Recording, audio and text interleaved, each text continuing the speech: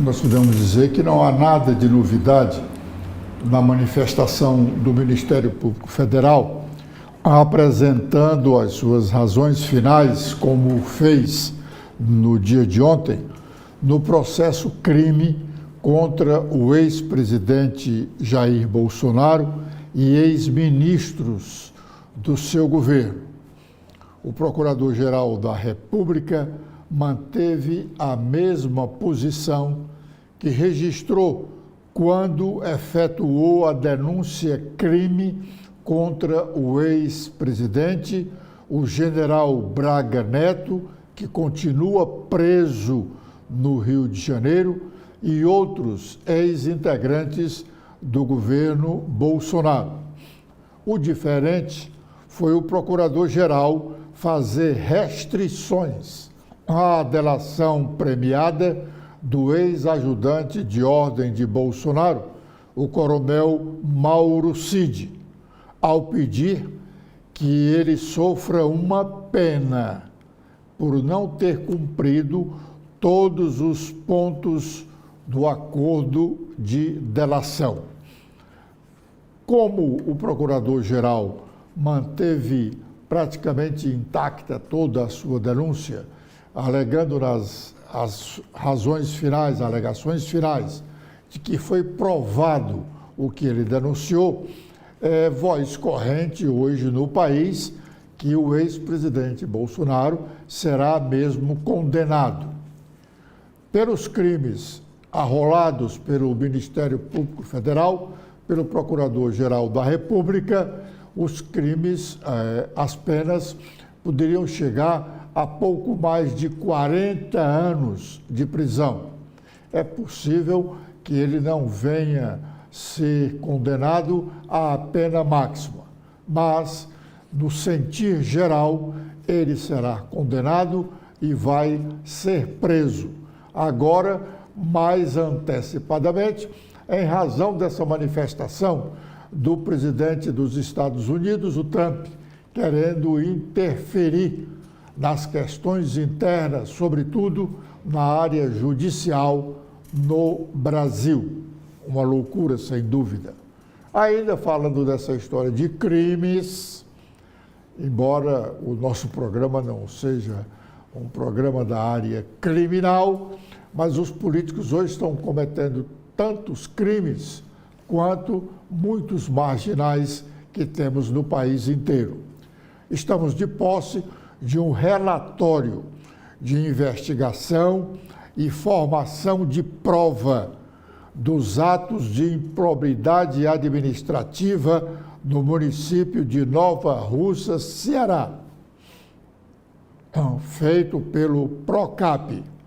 É um verdadeiro libelo contra a prefeita daquele município, que é a mulher do deputado federal Júnior Mano. O Júnior Mano continua no noticiário nacional, pelas suas peripécias e, o mais precisamente, pelo desvio de recursos, de que é acusado desvio de recursos das emendas parlamentares. A última matéria foi publicada neste último fim de semana pela revista Veja. Só quem não tem se manifestado no caso do deputado federal Júnior Mano é o PSB, o seu atual partido. Nem o PSB nacional e muito menos o PSB estadual. E mais ainda, o senador Cid Gomes, que até bem pouco o queria, o Júnior Mano, como o seu substituto no Senado. Cid Gomes queria, ou ainda quer, ele diz que é homem de palavra, ainda quer Júnior Mano como candidato ao Senado, no seu lugar. Muito bem. A propósito disso, de candidato ao Senado, se Júnior Mano acabar sendo preso por ordem do ministro Gilmar Mendes, do Supremo Tribunal Federal, que foi quem autorizou a abertura de inquérito e quem decretou a busca e a apreensão. Se ele, Júnior Mano, for preso e não vier a ser candidato ao Senado, quem o senador Cid Gomes vai indicar para ser o candidato em seu lugar? Cid Gomes tem afirmado que é pessoa de palavra, que cumpre a palavra. Se for mesmo, não será candidato a um novo mandato de senador, porque ele tem reiterado que não é candidato a um novo mandato no Senado da República. E assim, quem ele vai indicar como seu substituto?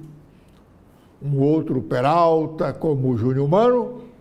Ou vai buscar uma pessoa menos conhecida na área criminal? Os deputados estaduais cearenses estão gozando férias. Diga-se por dever, férias não merecidas. Eles anteciparam o encerramento do período legislativo que estava previsto para acabar depois de amanhã, dia 17. Eles anteciparam e votaram na última quinta-feira a Lei de Diretrizes Orçamentárias, que ainda não havia sido votada lá na Comissão de Orçamento do Parlamento, mas estava na pauta de votação para depois de amanhã, dia 17. O deputado Sérgio Aguiar, que é o presidente da Comissão de Orçamento, chegou a fazer um discurso no plenário da Assembleia recentemente, anunciando o calendário de votação da Lei de Diretrizes Orçamentárias. E acabou, engolido pelas artimanhas políticas, e sequer esteve no plenário da Assembleia no dia que a LDO, Lei de Diretrizes Orçamentárias, foi votada. No linguajar comum, passaram o deputado Sérgio Aguiar para trás. Eu disse que as férias não eram merecidas. As férias, esses 15 dias de férias do mês de julho dos deputados estaduais cearenses, ou que os deputados estaduais cearenses estão gozando atualmente, pelo fato de eles terem trabalhado muito pouco no primeiro semestre deste ano. Os deputados, alguns deles, a maioria, trabalhou no máximo, foi a casa no máximo 60 dias. Nós estamos contando desde o primeiro dia do mês de fevereiro, quando eles tomaram posse e, consequentemente, foram iniciados os trabalhos legislativos deste ano. Na última sessão, na quinta-feira passada, nós estamos mostrando um vídeo aí que mostra o registro de presença dos deputados em plenário. Pois bem, naquele dia, o painel estava registrando a presença de 23 deputados, no último dia de sessão.